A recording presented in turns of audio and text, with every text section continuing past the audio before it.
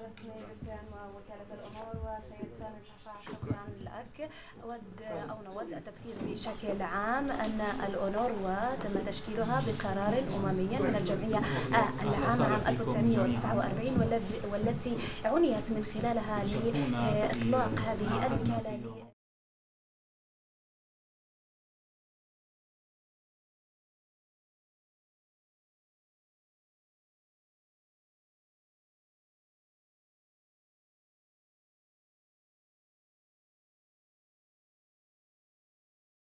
المؤتمر بحضور مدير عمليات ومتطلباتنا المالية بشكل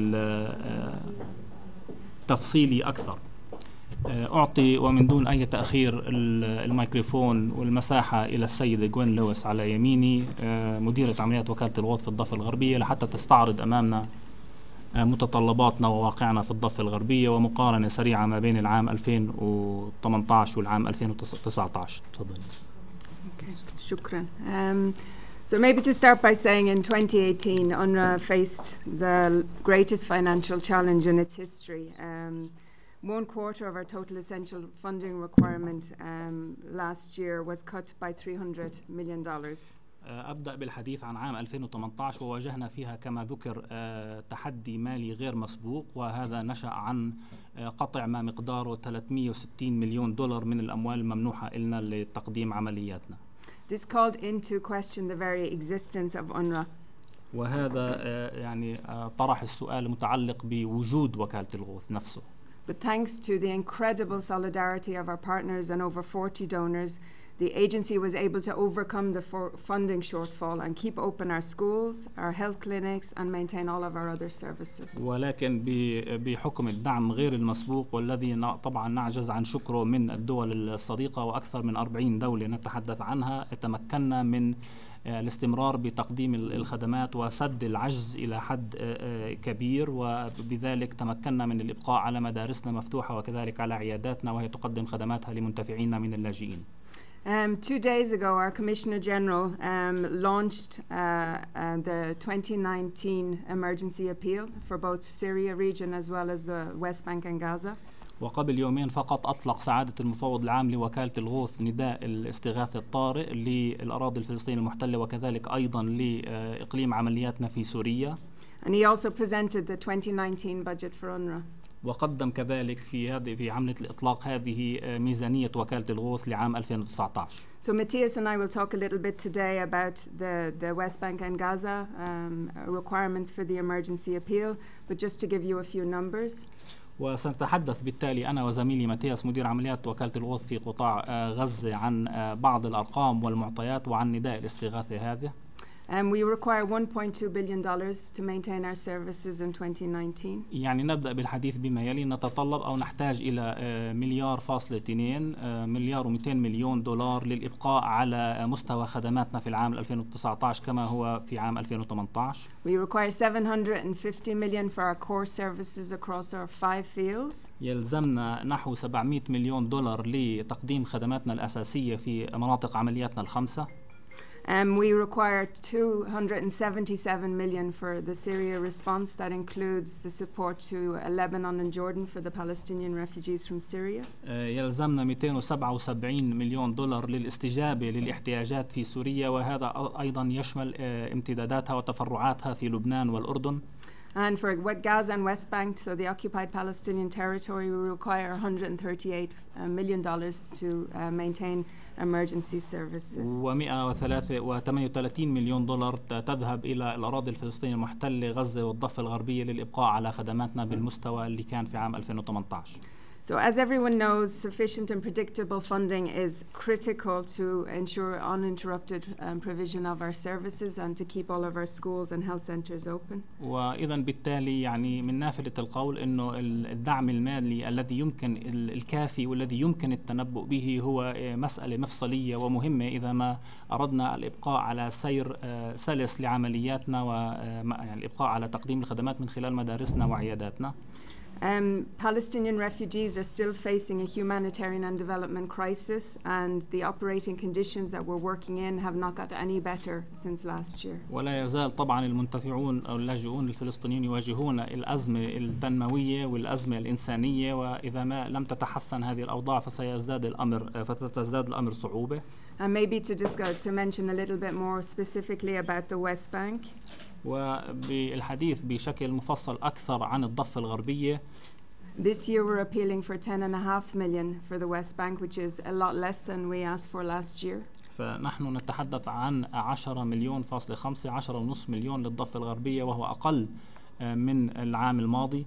We really made a huge effort in terms of prioritization so that we are appealing only for the needs of the most vulnerable people and for the protection of the most vulnerable in the West Bank.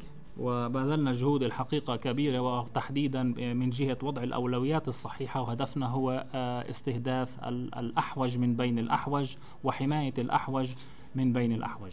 We're requesting food assistance for the most vulnerable, cash assistance for the most vulnerable, and assistance to do our protection work.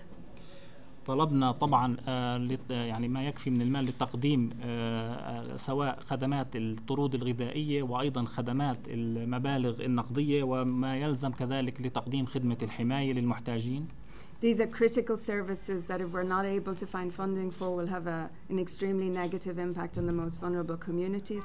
So we're working really closely with the member states and the donors to ensure that we're funded fully this year. وهذه خدمات غاية في الأهمية، وإذا ما فشلنا في يعني تقديمها أو الحصول على ما يكفي من الأموال والدعم لتقديمها، فإذا يعني نحن قد نعاني من آثار سلبية على من يحتاج إليها. ولهذا طبعا نعمل بجد وباجتهاد وعن قرب وكثب مع أصدقائنا في الدول المانحة لتحقيق هدفنا.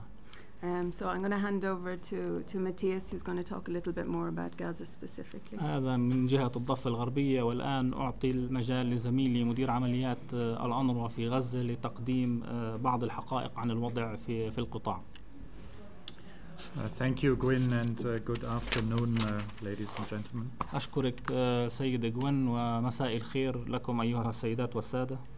Let me first of all say that after working more than 25 years in humanitarian work, this is the first time I'm experiencing a humanitarian crisis caused by politics.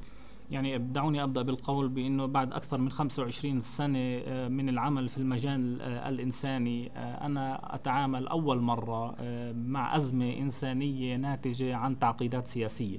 What I'm used to working with the Red Cross, Red Crescent is addressing floods, natural disasters, earthquakes, tsunamis, but not a political crisis. عند عملي في الصليب الأحمر، وقد عملت في الصليب الأحمر، كانت الأزمات التي نتعامل معها أزمات ناتجة عن كوارث طبيعية بمختلف أنواعها، ولكن ليس عن تعقيدات سياسية. And I'm talking, of course, in the context of Gaza in terms of the blockade that is now in its 13th year. وطبعا أنا أتحدث في سياق غزة ووضع قطاع غزة، والذي يدخل عامه الثالث عشر من الإغلاق.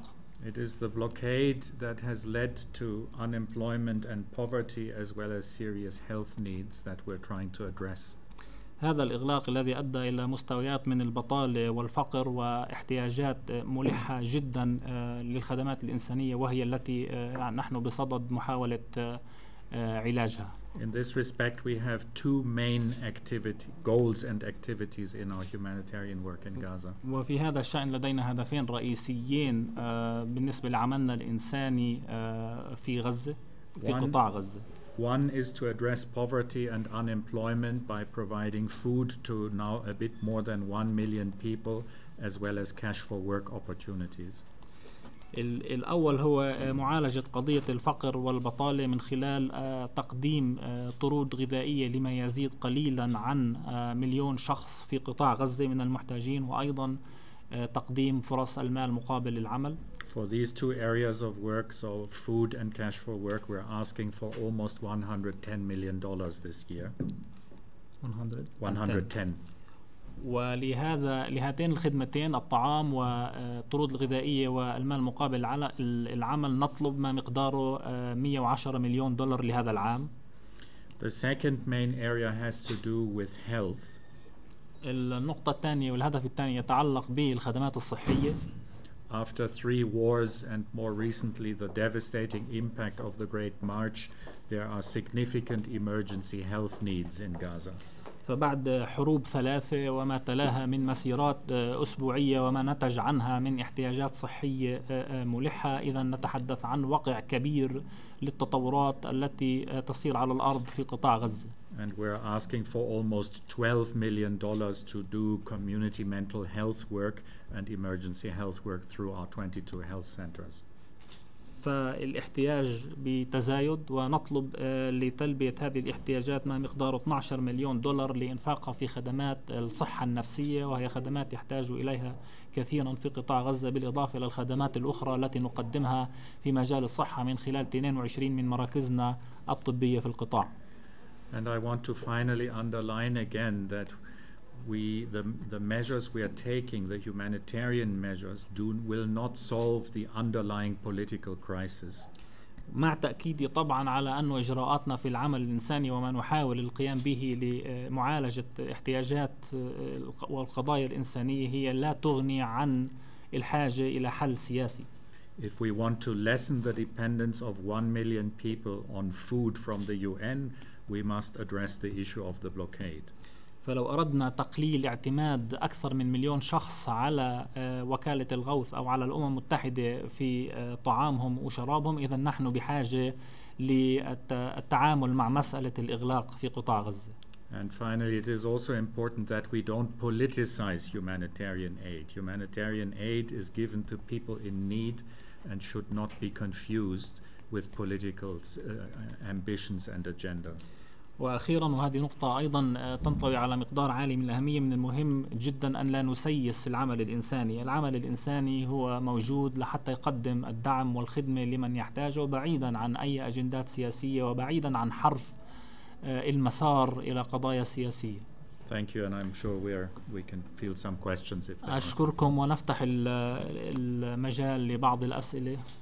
Ali Sawafta from Reuters. علي صوافطة، رويترز. Is there any expectation or promises from the countries who helped and support the budget last year to support it this year also? I mean Saudi Arabia and other Gulf countries, Kuwait, Qatar. سؤالك موجه أخ علي ل feel free to answer. Okay. Well, as Gwyn said, we had some tremendous success last year, and indeed 4 of the Gulf countries were a part of that. يعني كما قالت السيدة جوين، كان لدينا نجاح يعني مهم الحقيقة في العام الماضي، وكما ذكر كان في هناك 4 من الدول العربية، دول الخليج، أسهمت في هذا النجاح. And it is our hope that those 4 countries will continue their support this year. ونأمل بأن تستمر تلك الدول ال4 بتقديم الدعم هذه السنة أيضا. There are no concrete pledges yet, but some indications from some of them. يعني ليس لدينا تعهدات بالمعنى الحرفي، ولكن لدينا مؤشرات مشجعة من بعض تلك الدول. And of course our hope is, since we are just now launching the appeal, that we will now soon see concrete commitments from them and others. وأملنا الحقيقة أنه خصوصا أننا يعني بالكاد أطلقنا هذا النداء، أن نبدأ أن نرى بعض التعهدات تأتي من تلك الدول ومن دول أخرى.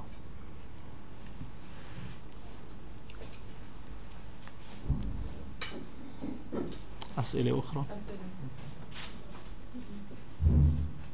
حابب أسأل المديرة بالضفة الغربية عن التهديدات اللي بتعرض لها المدارس والمراكز الصحية في القدس تحديدا. يعني القدس أحد أماكن عمل الأونروا في الضفة الغربية، الضفة الغربية.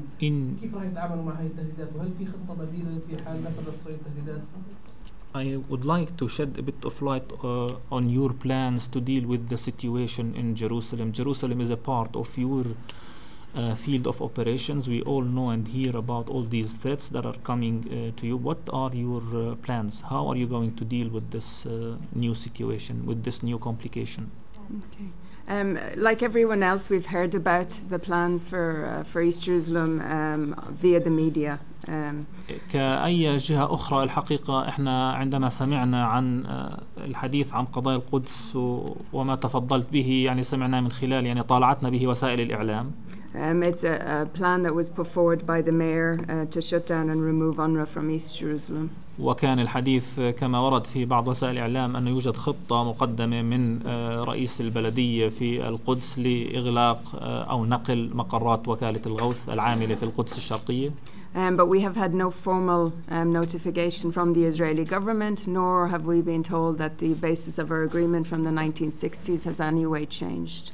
ولكن لم يصلنا أي شيء الحقيقة رسمي بهذا الصدد من الجانب الإسرائيلي، ولا حتى أي مؤشر على أي تغيير أو نية للتغيير فيما يتعلق باتفاقياتنا الموقعة مع الجانب الإسرائيلي منذ الستينات.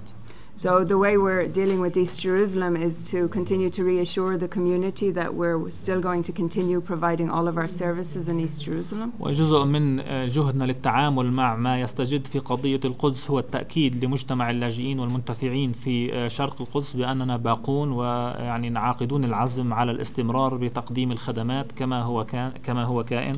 And like all of our other schools and health centers in the West Bank, the schools and the health centers in East Jerusalem are a priority for us, and we'll continue to strengthen and do whatever we can to support our services. وكما هو الحال في بقية يعني مدارسنا ومعاهدنا وعياداتنا الطبية في كافة أنحاء الضفة الغربية، عياداتنا ومدارسنا في القدس الشرقية يعني على نفس المقدار من الأهمية وعلى نفس المقدار من الأولوية، ولدينا كل النية والعزم على الإبقاء على الخدمات بنفس المستوى بل والعمل على تحسينها ما أمكن.